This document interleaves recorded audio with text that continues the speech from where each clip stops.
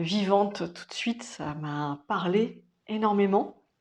Donc, vivante, pour moi, c'est être dans l'instant, c'est ressentir, hein, c'est avoir un maximum de présence, hein, et c'était aussi, pour moi, sur ce thème, une prise de conscience de mon évolution.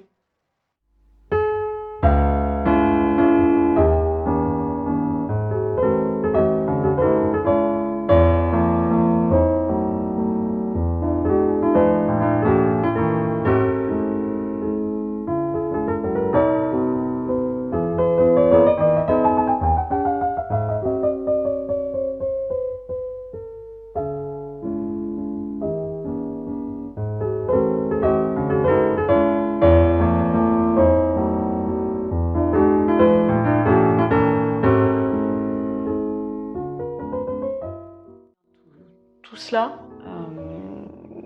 me permet de me sentir vivante dans la connaissance de moi à moi, de plusieurs parties de moi, hein, consciente et inconsciente, et dans ma relation aux autres. Parce que là, en effet, ça part de moi, mais en allant vers les autres, pour moi, une vie réussie et vivante, c'est, on en revient dans ce lien, être en lien avec l'autre et me poser la question aussi, qu'est-ce que j'apporte au monde ?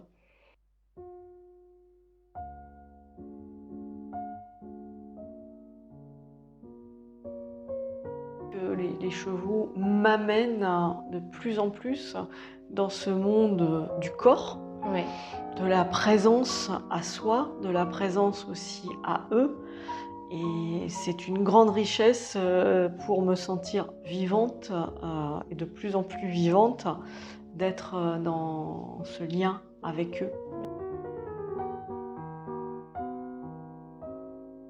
Et la régulation émotionnelle, le fait de s'ancrer, de me poser, de me sentir en vie, puisque l'incarnation, c'est dans mon corps, hein, voilà. Donc la vie, c'est respirer. Puisque justement, quand on arrive sur cette terre avec ce corps, donc il y a la première inspiration, avec ce premier cri qui nous amène à la vie, et le fait aussi de son dernier souffle, hein, donc lorsque l'on quitte ce monde. Donc le souffle, c'est aussi la vie.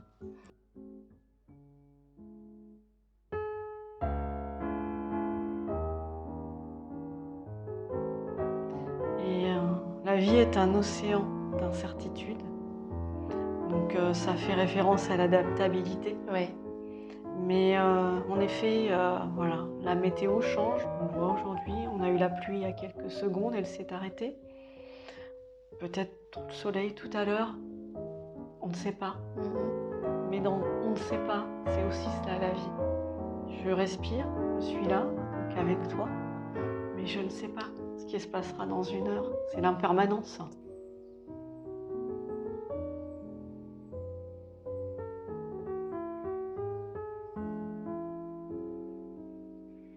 Et de partager, parce que de toute manière, nous sommes tous sur cette terre et on partage la planète, on partage toutes ces dimensions.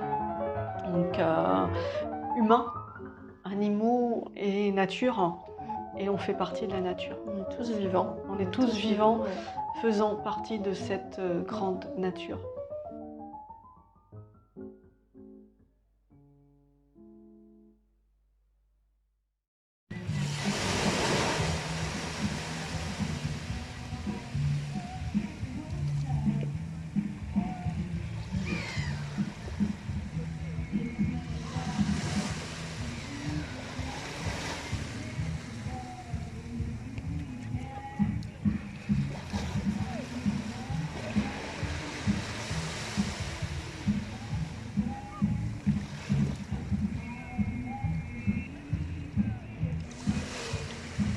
Voilà, si je médite face à la mer, à la plage du Platin par exemple, qui m'a vu grandir, hein, j'ai jamais bougé de là-bas, je suis vivant à ce moment-là parce que j'ai vraiment l'impression, un lieu, quel qu'il soit d'ailleurs, une plage, une forêt, il n'est fait que finalement, des êtres vivants qui le composent.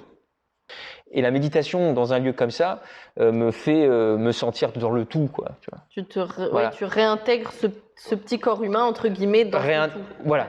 Donc je ne suis plus dans un lieu, je suis le lieu. Ouais. Une partie, mais je suis le lieu, au même titre que le parc maritime qui est à côté de moi, qui fait le décor, je suis aussi le lieu.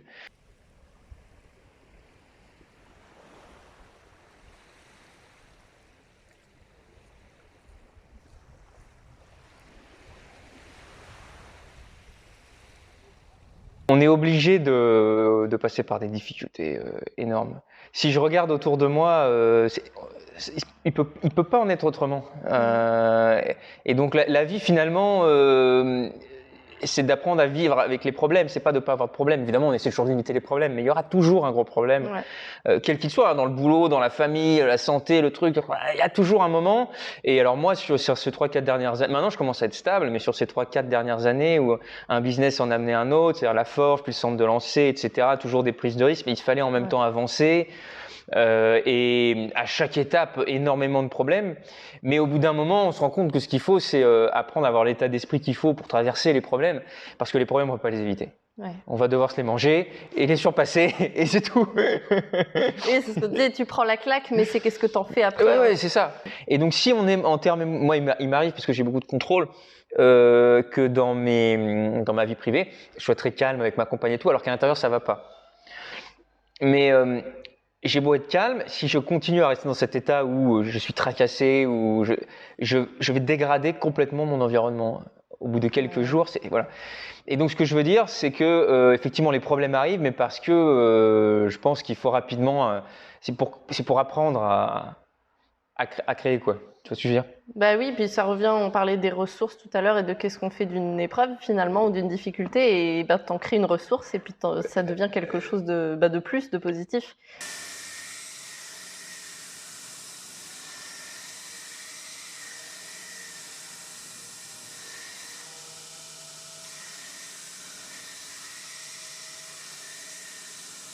J'ai un ami qui utilise une expression assez simple, mais qui dit comme ça, de trouver un chemin vers la lumière, même si c'est un peu pompeux, c'est la réalité, c'est-à-dire il faut trouver des trucs, quoi.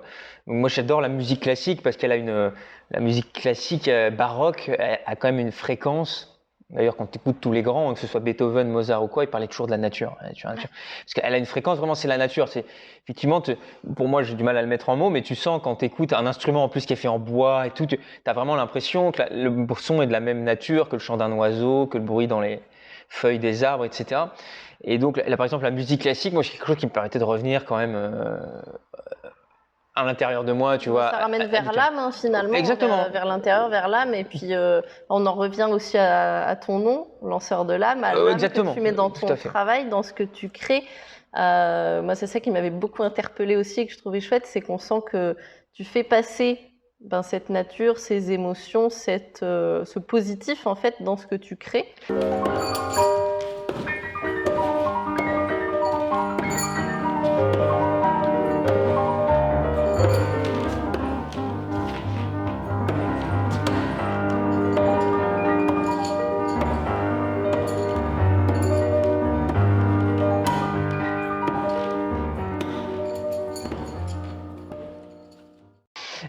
Il m'est arrivé plusieurs fois de me regarder dans la glace à la maison. Donc, t'es du genre, tu vois, tu bosses 10-12 heures par jour, tu gagnes même pas un RSA, ça fait 6 mois que tu t'es pas acheté de fringues, tu peux même pas, si on te demande de sortir, t'as des trous partout, c'est pas possible.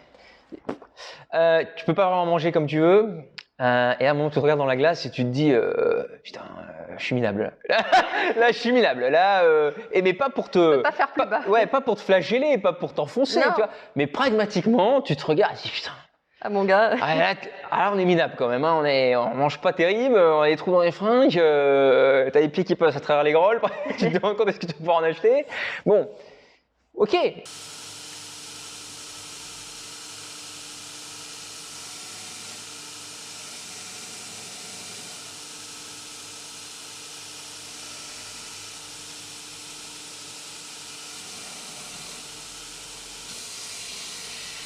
Jusqu'où tu es capable d'aller sans lâcher, quoi. Moi, je pouvais pas. Lâcher, moi, je pouvais pas aller vraiment plus bas, ou alors il fallait que je finisse SDF, quoi. Mais j'ai eu 2 périodes. Voilà, donc c'est juste ça. Mais sur le long terme, si tu lâches pas, c'est pas possible que tu t'en sortes pas. C'est pas possible. Et moi, ça m'est arrivé 2 fois. Les 2 fois où vraiment je suis tombé bas. Il y a un moment où un truc et tu remontes comme un Et bouchon. des fois, c'est un tout petit truc. Je sais pas si toi, t'observes ça aussi. Des fois, c'est un petit concours ça se joue à une toute circonstances petite action. Ouais. Ou une toute petite action que peut-être tu vas ruminer un certain temps et laisser en mode latent. Tu vois, je sais qu'il y a ce truc-là qui m'appelle un peu là, mais... Oui, exactement. Et puis le moment où tu vas y aller, en fait, ça va enclencher plein de processus finalement. Oui, parce qu'il faut vraiment, il y en a plein qui l'ont dit avant moi évidemment, et je le dis parce que j'ai entendu, c'est qu'il faut absolument pas se mettre des limites. Alors c'est compliqué quand on est dans le concret, mais c'est vrai, il faut vraiment pas se mettre de limites. Le truc c'est de démarrer et comment dire, mais d'être conscient quand même que ça va potentiellement être dur, quoi.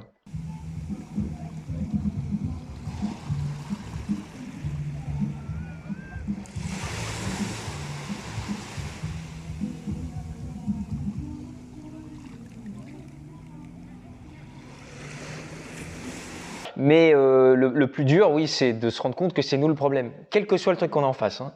Bah, ça rejoint ce que tu disais tout à l'heure, qu'est-ce qu'on dégage et qu'est-ce que ça crée autour. C'est toujours, voilà.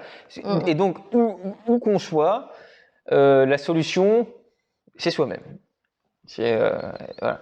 Il est impossible qu'on reste en permanence dans la galère si soi-même, on est en permanence dans la lumière. C'est pas possible.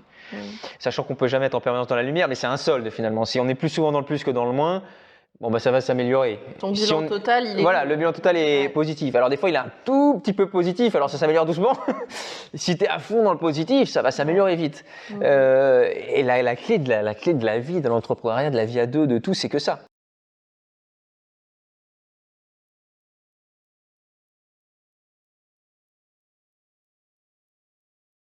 J'ai une notion aiguë du fait que la vie soit courte. Qu'est-ce que tu as fait de ce temps-là, voilà. En fait.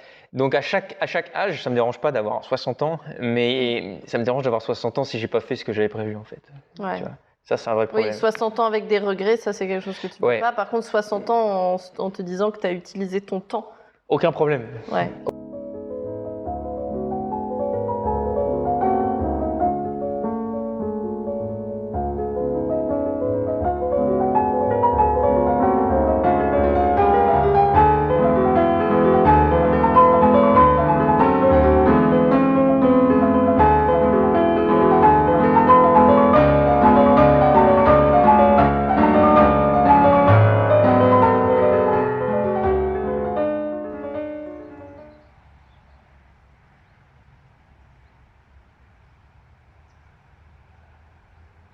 J'ai toujours cherché à évoluer.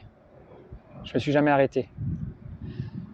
Ça a été une force de vivre ce que j'ai vécu quand j'étais enfant, parce que c'est pour ça que je m'arrête pas aujourd'hui. Je m'arrête pas de chercher, de toujours me remettre en question en permanence de « Ok, je sais que je ne sais pas ». Tu vois ce truc-là ? Ouais. Je sais que je ne sais pas. Et j'ai passé une grande partie de ma vie à cacher cette sensibilité, à ne pas la laisser s'exprimer à l'extérieur, par peur. Et aujourd'hui, plus que jamais, je l'assume complètement. Tu dirais que tu es passé d'une carapace à une authenticité envers toi-même, du coup ? Exactement. Okay. La vie de manière... la plus grande partie de ma vie a été sous-jacente aussi au fait que j'ai pas mal souffert. Ce qui a fait que j'ai construit cette carapace aussi avec le temps. Ouais. De mon enfance à mon adolescence, ça a été très dur.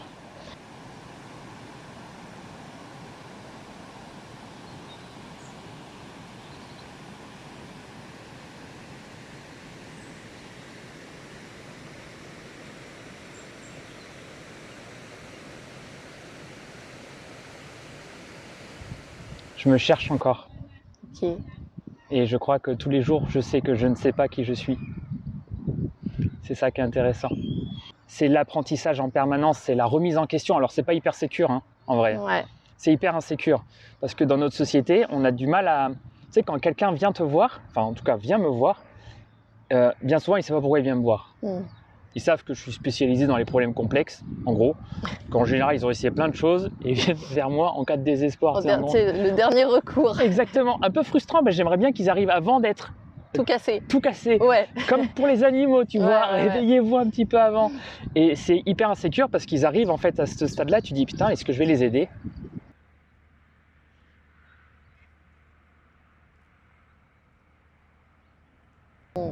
Et souvent ils arrivent, ils sont seuls.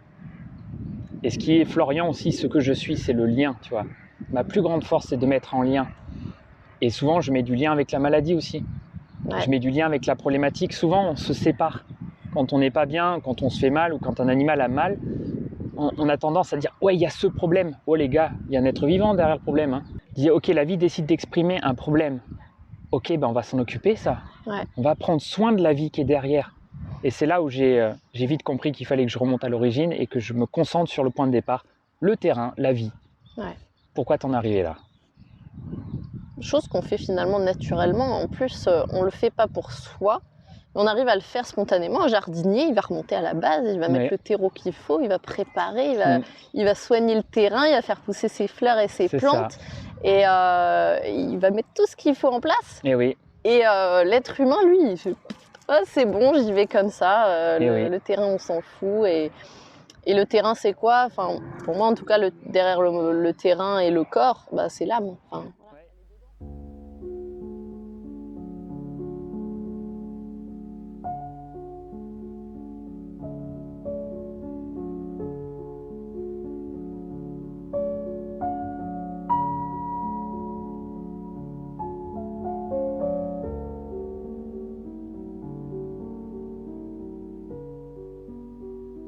ok, je suis le créateur de ma vie, je suis responsable.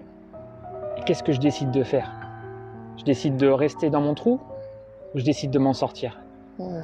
Et je pense que quand on prend conscience qu'on a notre potentiel de se sortir de là où on est, la vie, elle prend tout un autre sens. L'humain a son rôle aussi, en fait, mais il est déconnecté de son rôle. Et je pense que ça, les animaux sont très forts et les chevaux encore plus, parce qu'effectivement, je côtoie aussi toutes sortes d'animaux et en communication, des chats, des chiens. Mais je trouve qu'avec le cheval, il y a vraiment ces 4 pieds ancrés dans la terre et les yeux dans le ciel, quoi. Et donc ce pont, en fait, terre-ciel entre les énergies, cet équilibre, si même un cheval, quand tu le regardes, c'est un pont, tu vois. C'est un pont parfait entre deux énergies. Et je trouve qu'à partir de là, l'être humain, effectivement, prend son sens quand il arrive à se connecter à cet équilibre, tu vois.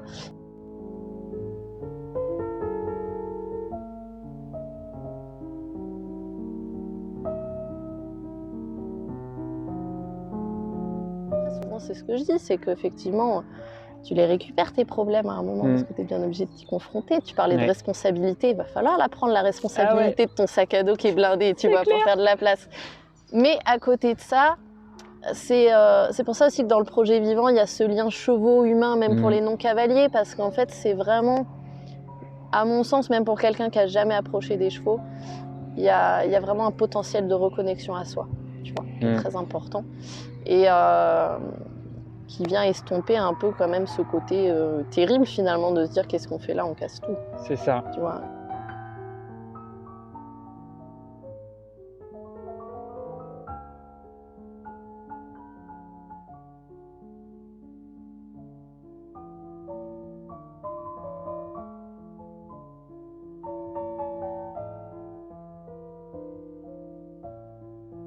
J'ai beaucoup fonctionné, moi, étant jeune, aussi en mode survie avec quand tu veux, tu peux.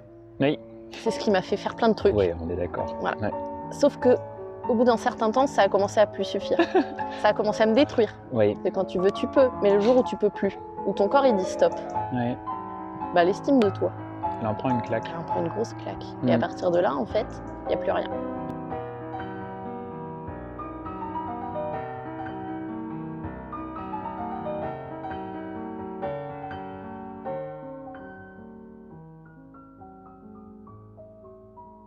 Je bricolais, c'était mon refuge. Et le bois, en fait, c'est quelque chose de vivant. Ce qui est paradoxal, c'est que malgré qu'il soit coupé, ça, c'est une question que j'arrive pas encore à... Malgré le fait qu'il soit coupé, il est encore vivant. Tu vois, quand on meurt dans notre état physique, un os, il sèche, il est plus vivant. Le bois, quand tu le coupes, il est encore vivant. Il va se rétracter, il va se dilater, il va travailler. Continue à se transformer. Il continue à se transformer. Et ça, c'est un truc de dingue. Tout petit, je ne comprenais pas ça. Mais j'ai appris quelque chose, en fait, avec le bois. C'est la notion de... Tu vois, c'est un terme, en ostéopathie, ça nous parle, c'est la tenségrité. C'est la capacité d'un système à s'auto-équilibrer. Ok. Un humain, on pourrait dire la résilience. Ouais. Ça m'a appris ça.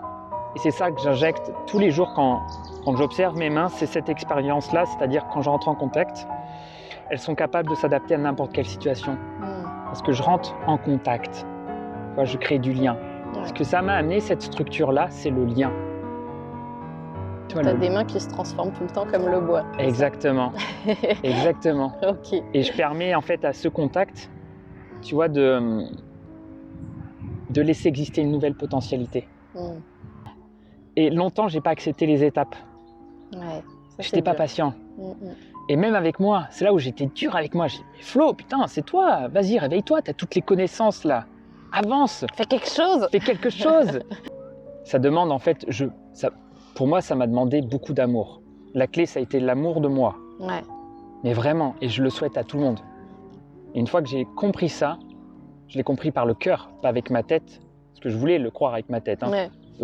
On se raconte plein de trucs avec notre tête. Ouais, je suis dans l'amour de moi. Que dalle, t'es dans rien du tout, Flo. T'es dans la colère contre toi, en fait.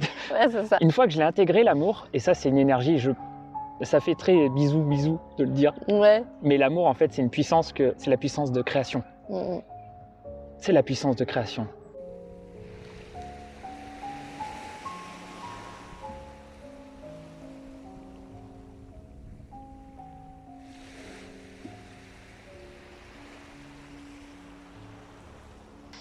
C'est impressionnant le chemin qu'elle m'a fait faire en 3 ans. Oui. En 3 ans. C'est vraiment... alors c'est vrai qu'après, un peu particulier parce qu'elle est née à la maison, il y avait une démarche déjà Génial. volontaire. Ça, c'est trop bien. Donc c'est un bébé né dans l'eau à la maison, elle est née dans sa chambre. Mais déjà là, il y avait une démarche que j'avais pas prévue. C'est le moment, la naissance. Ouais. Où en fait, tu te rends compte que là, ton cerveau bien pensant, il sert à rien. Déjà, t'es plus trop avec. Ouais. Mais il y a vraiment un moment où tu te rends compte que, mon gars, c'est cuit en fait. Et c'est ça. Et je me souviendrai toujours, moi, c'est quelque chose que je peux pas oublier, ce sentiment vraiment en moi de me dire, ok, en fait, il faut que j'accepte de mourir pour que toi, tu vives. Exactement. Et peut-être je vais mourir. Et ça, c'est oufissime. Et peut-être je vais mourir et en fait... il se passe quand même, je sais pas dans le temps, moi j'étais dans les vapes, je sais pas combien de temps, mais au moins 5-10 minutes, je pense, facile. Mais à un moment, en fait, où ton cerveau, il se bagarre. Ouais. Mais tu vas crever, fais pas ça, tu vois. Et t'as l'ego, et t'as tout, et t'as plus de force, et t'as tout le mental.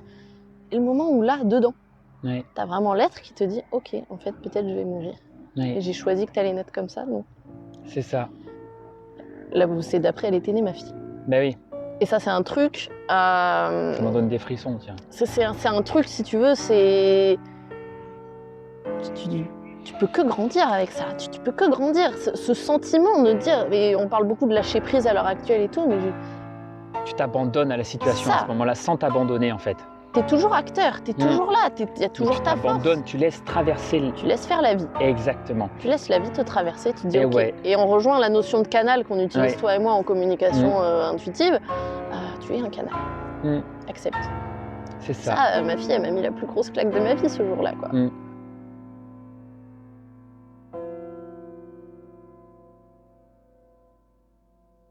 Si t'avais un enfant, tu lui dirais quoi, là, comme ça, de toi, là, tout de suite, tu lui... Je t'aime, mais vraiment.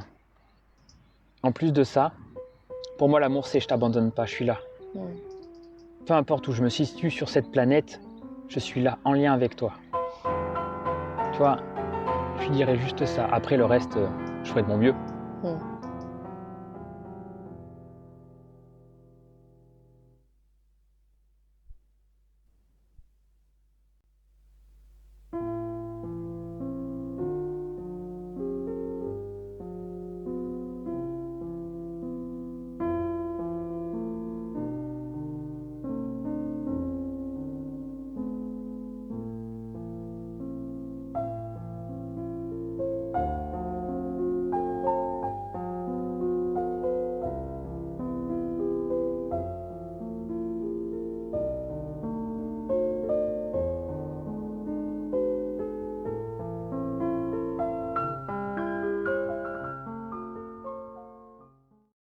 fait confiance. Et c'est comme si on m'avait mis tout le trésor de la planète entre les mains.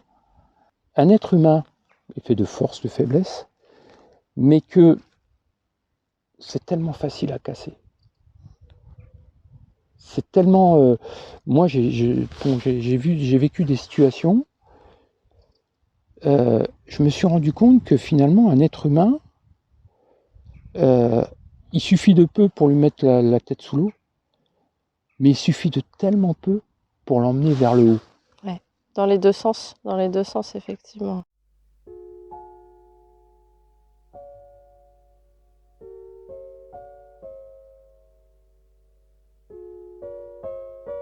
Tous les aviateurs, il y a la citation de Guinmer que tous les aviateurs connaissent, c'est quand on n'a pas tout donné, on n'a rien donné. Et pendant 36 ans, ça a été mon cheminement.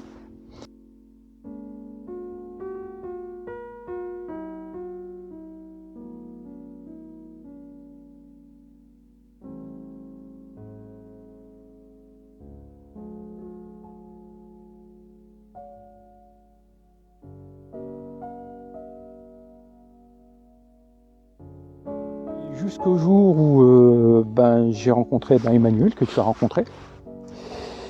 Et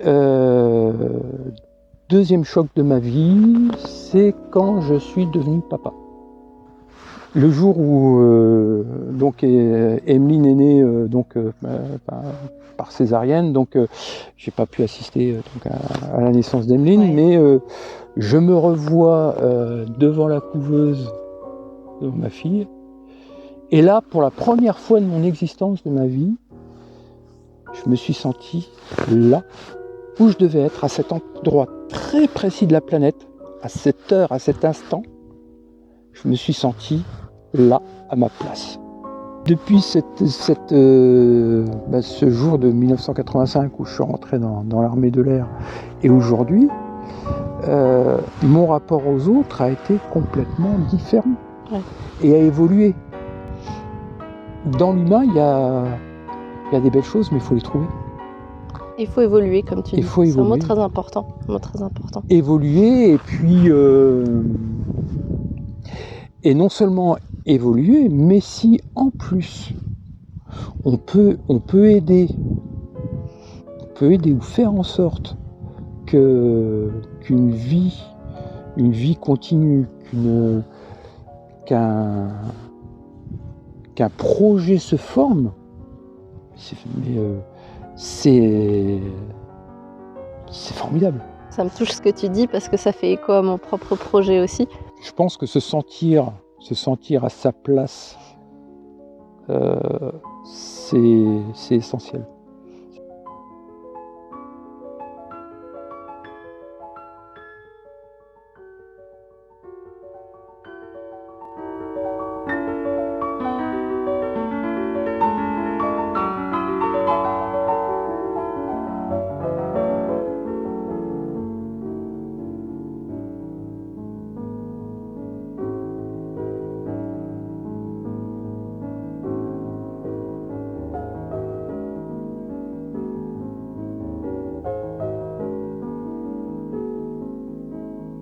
Que ce soit en Jordanie ou en Afrique, j'ai touché du doigt la misère humaine. Et notamment, j'ai pu voir ce que c'était que des camps de réfugiés en Jordanie. C'est affreux. L'extrême richesse côtoie l'extrême pauvreté. Et c'est hallucinant, vraiment hallucinant, quoi.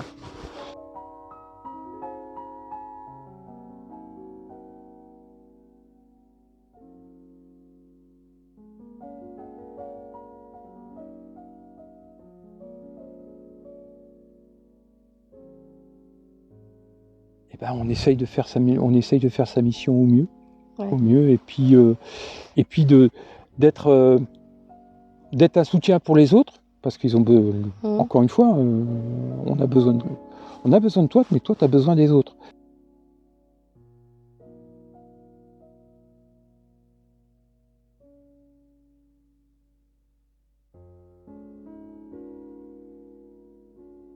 Moralement, ça a toujours été un peu compliqué à gérer. Ouais. Hein, d'ailleurs, des fois j'ai besoin d'un peu d'aide parce que. Mais j'ai trouvé le moyen finalement d'exprimer un petit peu ce que je ressentais. J'ai longtemps cherché un moyen pour m'exprimer. Et aussi bizarre que ça puisse paraître, je l'ai trouvé dans la photo. Et en fait, je me suis rendu compte que dans certaines situations, quand je me promène, d'ailleurs tu l'as vu tout à l'heure, hein, oui. Il y a un plan, il y a un truc qui me touche et je le fixe. Je le fixe sur l'appareil.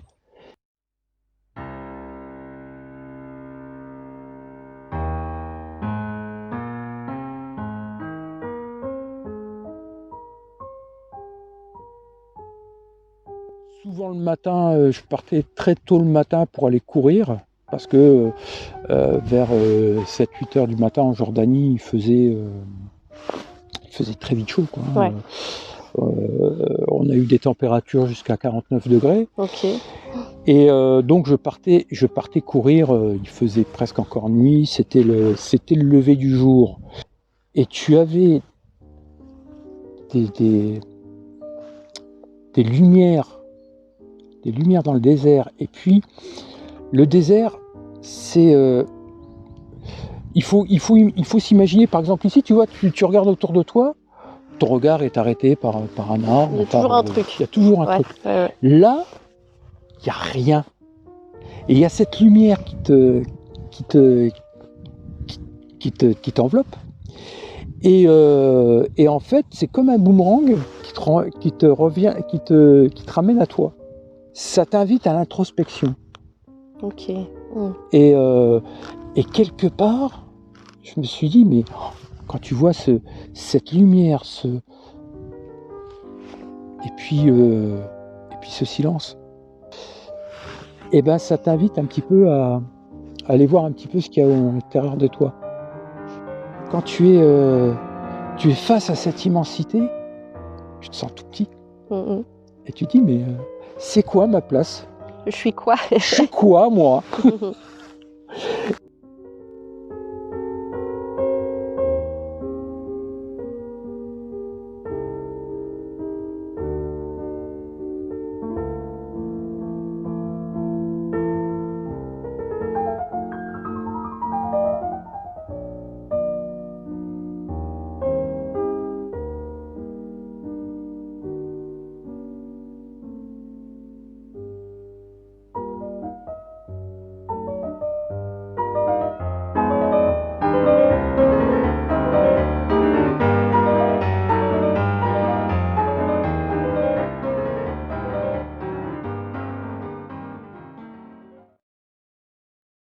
Il est dit qu'un militaire est censé, doit servir en tout temps, en toutes circonstances, et ce jusqu'au sacrifice suprême.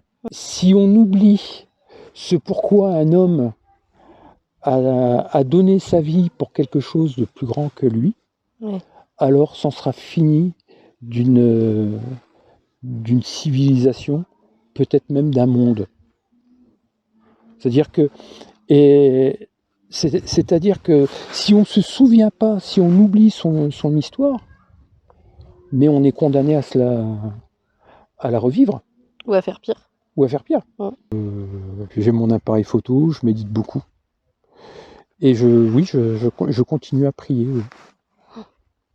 La prière, c'est... Alors, la prière, non pas pour demander, mais pour rendre grâce. Quand tu vois, le matin, quand je voyais dans le désert cette lumière, c'était incroyable. Incroyable. Tu te dis, mais c'est surnaturel.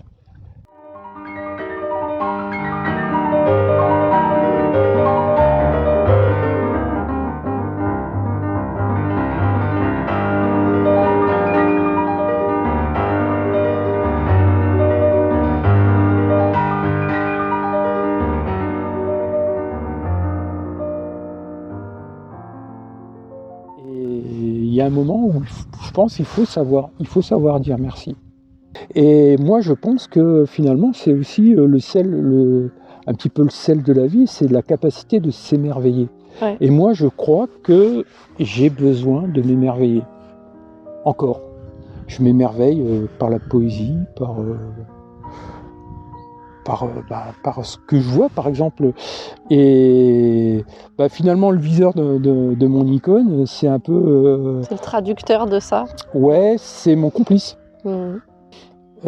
Dans chaque petite chose, il y a quelque chose de sacré. Et c'est vrai. Ouais, complètement. Et c'est vrai. Et des fois, on passe à côté, mais je sais pas, des petits miracles, hein. Des petits miracles qu'on voit pas. Ouais. Et ce qui est génial, c'est de pouvoir s'en émerveiller. Mmh. Je crois que je veux continuer à vivre et à m'émerveiller. Je crois que le jour où je pourrai plus m'émerveiller, ça deviendra compliqué.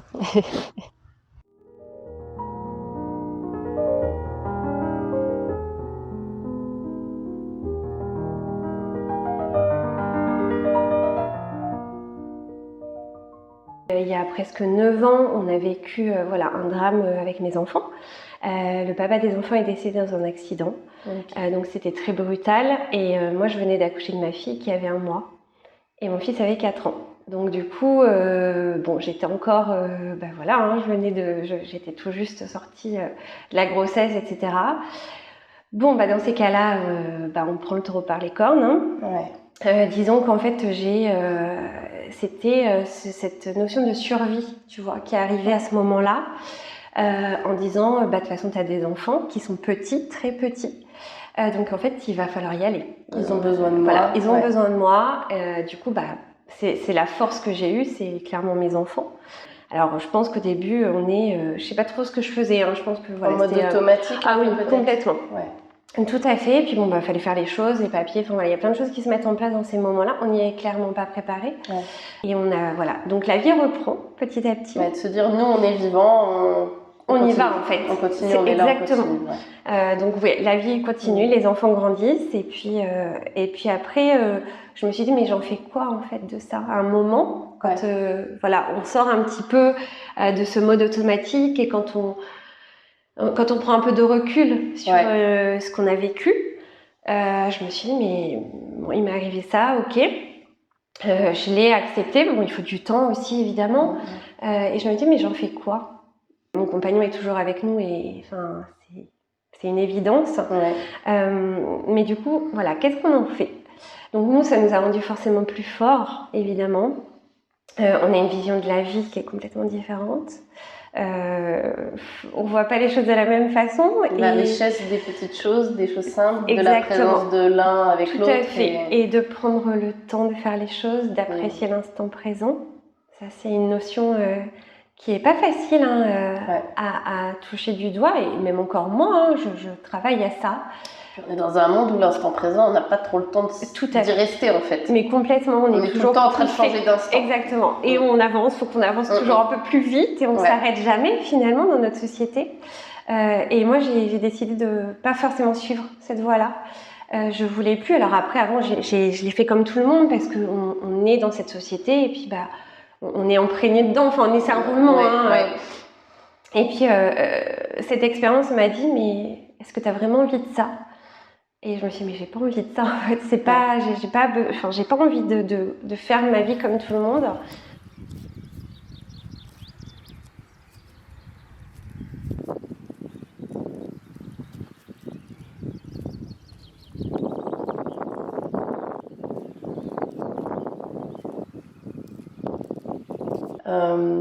Qu'est-ce que tu en as retiré comme leçon en fait finalement par rapport à la vision qu'on a peut-être très occidentale aussi de le chagrin, la dépression, la déprime, comme tu dis, ce stop un peu forcé qui met en mode survie, et puis en fait le cliché entre guillemets, j'aime pas trop le mot, tu vois, mais d'aller pleurer sur une tombe, et d'entretenir le chagrin en fait en lui-même, et ce côté comme tu évoquais tout à l'heure, en fait je reste vivant, j'élève les choses, qu'est-ce que je peux en faire, comment je peux grandir avec ça, et est-ce que c'est vraiment une fin?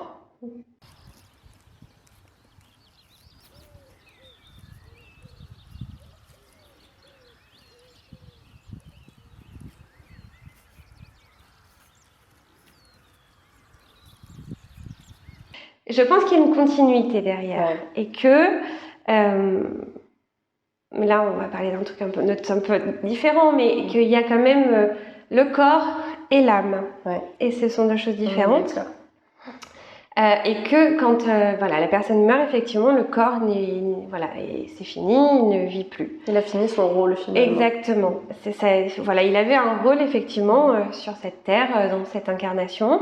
Il a fini et ça s'arrête. Mais l'âme est toujours là. Et elle continue en fait d'être toujours là puisque elle vient nous aider en fait. Elle est avec nous constamment, l'âme de la personne qui n'est plus là. Donc en fait, quand on a cette vision-là, on prête moins attention au matériel de la tombe. Tu vois ce que je veux dire? Est-ce qu'il y a toujours autant de chagrin quant à cette vision-là finalement? Beaucoup moins. Beaucoup moins. Mais bien sûr.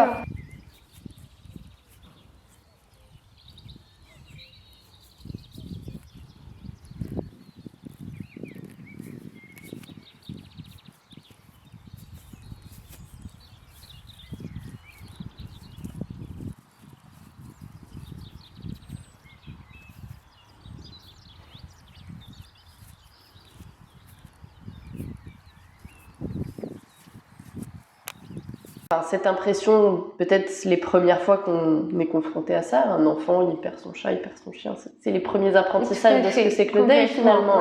Ça nous est tous arrivé, et le chien de famille, le chat de famille, et c'est comme ça qu'on découvre en fait. C'est ça. Et en fait, là moi c'est vrai que par exemple, tu vois, le décès de mon papa, effectivement ça touche à quelque chose qui est tellement proche de nous. Complètement.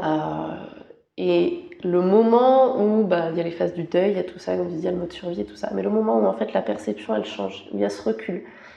Et effectivement, parce que peut-être on a, toi comme moi, des approches où on voit les choses un peu avec plus d'espace, peut-être un peu plus haut, un peu plus large, moins ritualisé, moins dans la matière en fait, simplement, parce que c'est très dans la matière finalement. Complètement. Oui. Et à ce moment-là, moi je me suis aperçue que vraiment en fait ça donnait de l'oxygène, de la place, et que comme tu dis, l'âme en elle-même, la leçon peut-être qu'elle avait à laisser, elle peut le faire. Oui, c'est ça. Et c'est pour ça que je disais, est-ce qu'il y a toujours autant de tristesse? Parce qu'en fait, en tout cas pour ma part, je me suis rendu compte que la tristesse, elle s'était évaporée le moment où il y a eu cette perception-là. Tout à fait. Et en même temps aussi, la mort est vue comme quelque chose de tellement négatif dans notre société, c'est impressionnant. Très tabou, on n'en parle pas. Enfin, c'est vraiment des choses... Alors que nous, à la maison, on en parle tout le temps. En fait, dès le début, ça s'est instauré d'elle-même, on va dire, le côté... en fait, on parle de papa quand on en a envie. On parle de la mort quand on en a envie. C'est pas tabou. C'est pas tabou, en fait. Et c'est vrai que nous, on a des conversations, des fois, les gens rentreraient, ils se diraient, mais qu'est-ce qu'ils racontent? C'est pas quelque chose de tabou et mes enfants en parlent assez facilement. Et effectivement, on se dit, on n'est pas tout seul en fait. Alors, à perdre un parent, un mari. C'est tout le temps en fait. C'est tout le temps. Il y a des naissances toutes les minutes et il y a des décès toutes les minutes. Et en fait, on l'oublie un peu. Ah, mais complètement. On l'oublie un peu, on est pris dans notre petite routine, dans nos petits trucs, et voilà. Et puis le moment, comme tu dis, où ça tombe et ça met un stop. Oui. Et alors qu'en fait, finalement, c'est dans le mouvement de tout le reste. Mais c'est inconstamment. C'est vivant, entre guillemets, c'est dans le mouvement de la vie. Exactement. Et on l'oublie. Oui, on l'oublie, alors qu'on sait que ça fait partie de la vie, la mort fait partie de la vie.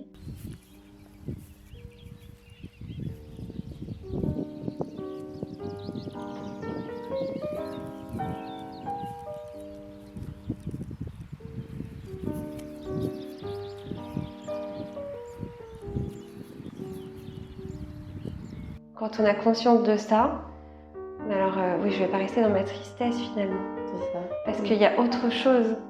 Mais après, c'est aussi revenir à l'essentiel quand on perd quelqu'un. Donc c'est revenir à c'est quoi la vie en fait, complètement. Et de se dire, mais en fait, attends. Mais comme tu dis, toi finalement, ça a fait un tremplin vers c'est quoi ma vie, qu'est-ce que je fais, qui je suis et qu'est-ce que je veux faire de ce temps. Exactement. On dit aller trouver ses ombres pour pouvoir revenir à la lumière. C'est ça. Et c'est ça en fait. Parce qu'en fait, en nous, on a tous des ombres. C'est normal en fait. Mais des fois, c'est dur d'y aller. Parce qu'on se dit, waouh, on s'attaque à un truc qui est un peu compliqué. Sauf qu'en fait, quand on y va, qu'on accepte aussi, on en ressort plus fort. Et puis on en ressort encore plus lumineux finalement. C'est ça. Donc, mais ça fait sortir sa zone de confort, comme tu dis. Et du coup, c'est quelque chose qui est difficile. Et c'est normal. C'est juste de dire, allez, j'y vais parce que je sais qu'après, ce sera encore mieux.